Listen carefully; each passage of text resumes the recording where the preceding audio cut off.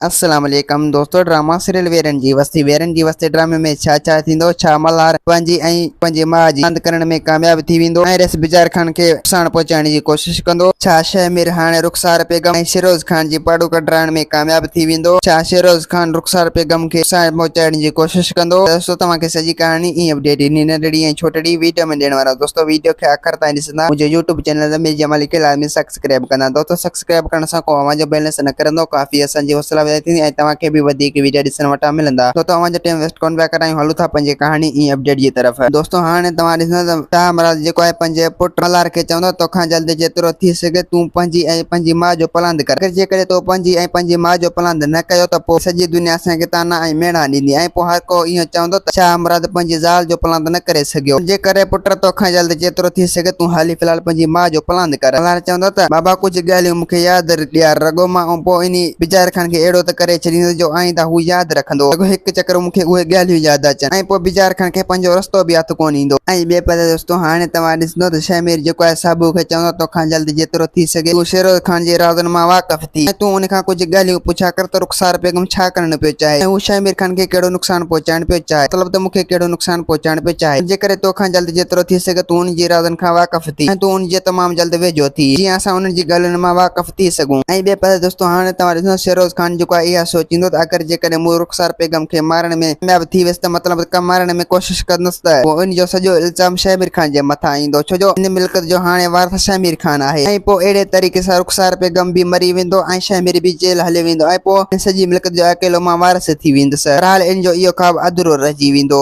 ऐं ॿिए पासे दोस्तों हाणे तव्हां ॾिसंदा रस बिजार खान जेको आहे शमसू खां पुछंदो तूं अॼुकल्ह किथे पियो रहीं, मूंखे कंहिं अॻुवा त कोन कयो। शमसू चवंदो त बिजार खान मूंखे कंहिं बि अॻुवा कोन कयो, मां पंहिंजे कम सां वियल हुउसि। दोस्तों उम्मीद आहे कहाणी इहा हूंदी तव्हांखे पसंदि, असांखे ॾींदा हाणे इजाज़त। वरी तव्हां सां मिलंदासीं के नई वीडियो में। जेसीं ताईं पंहिंजो ख़्यालु रखंदा। ख़ुदा हाफ़िज़।